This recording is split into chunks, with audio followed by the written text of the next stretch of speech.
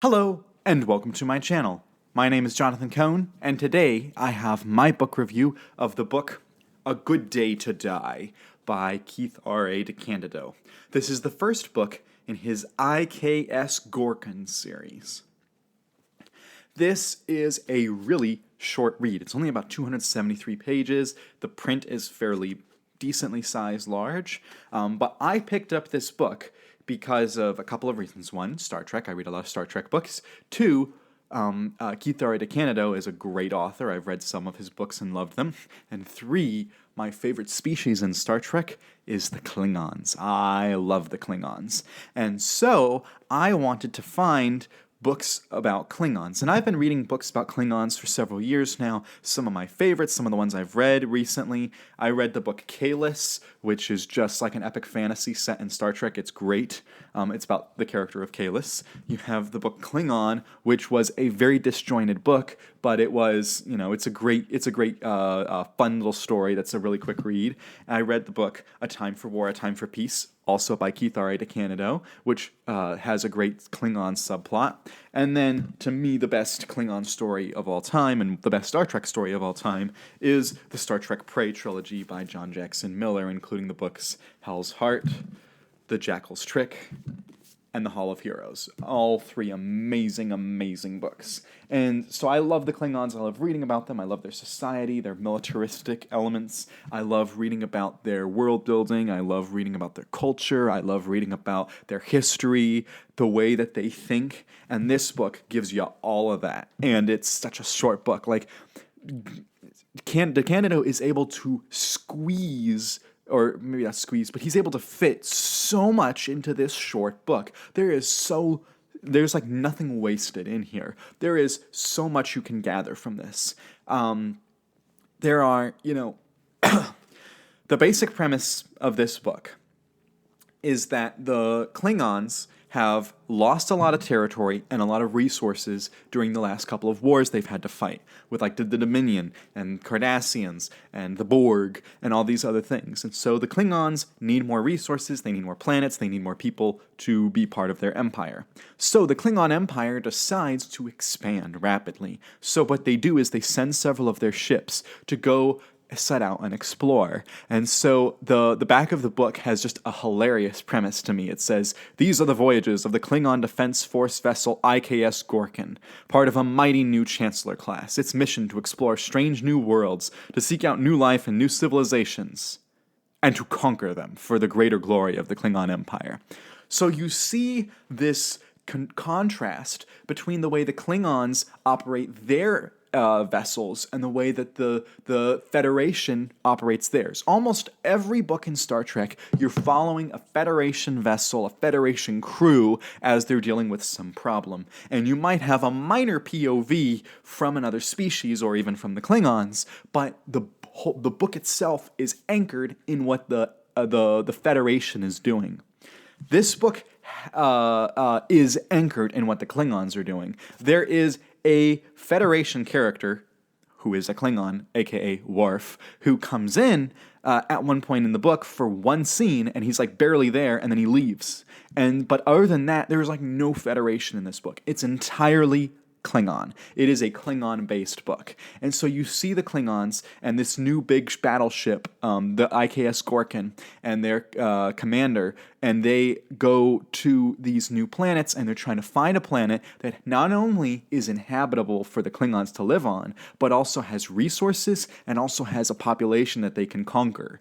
And so the Klingons are doing all this searching. And so instead of seeking out new life to add, information and trade and all this stuff, the Klingons are searching to conquer. And so you're seeing them grow their empire. And it's just really interesting to see the dynamic, the difference between them and the Federation. This is, if you feel like if you're a Star Trek fan and you're reading Star Trek books and you feel like you're in a rut, I think this is the type of book that will absolutely get you out of the rut. If you feel like you've just been a lot of books that are blending together, not really holding your attention, this is the perfect book that will just make you feel, oh my goodness, this is so different and so engaging. The characters in this are really good. You have Captain Clag, who is the primary character in here. You also have a few minor characters.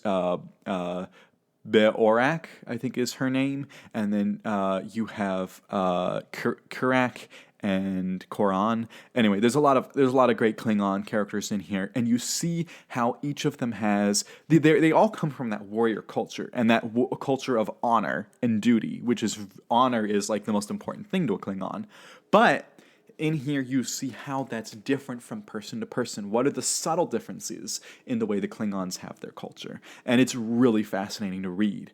And the main plot of the book comes in when the IKS Gorkon is sent out to explore these worlds, and they find a world that has a population. But that population is a warrior population. They don't have a lot of technology, but they are a warrior population. They put up a fight. And so this population basically says, hey, what if we do a contest? We do 5 different contests of feats of strength, feats of fighting hand-to-hand combat, fighting, snipers, all this type of different combat. We do all of these things, and then whoever wins the most contests will, if the Klingons win the contest, they'll conquer the planet. And if the people on the planet win the contests, the Klingons will leave and ne'er return. And so it sets up this really kind of exciting, who's going to win? And for the most part, it kind of goes exactly with when each contest started, I was able to determine the Klingons are going to win this one. The Klingons are going to lose this one. Like I could know which one was going to be which.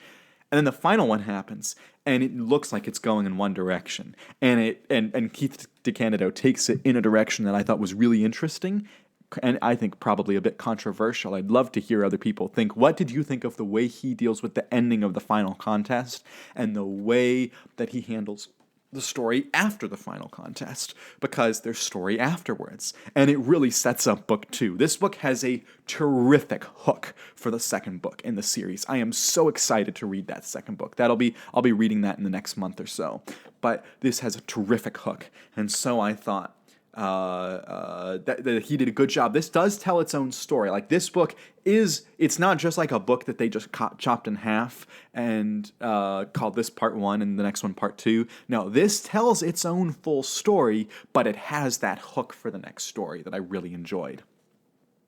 You also see a little bit of the Klingon mating ritual, which is a little bit funny in this book. You see the way that Klingon houses fight within each other, fight with other houses, the way that it works when you're in the military. And there's one character who she reminds me of Horatio Hornblower, because Horatio Hornblower comes in and he is assigned the worst ragtag group of men when he's a midshipman in the first story, and he has to basically whip them into shape, and then they become one of the best parts of the ship. And that's basically what happens is this woman, there's 15 guard groups as part of the Gorkon, and she is assigned to number 15, which is like the lowest of the low.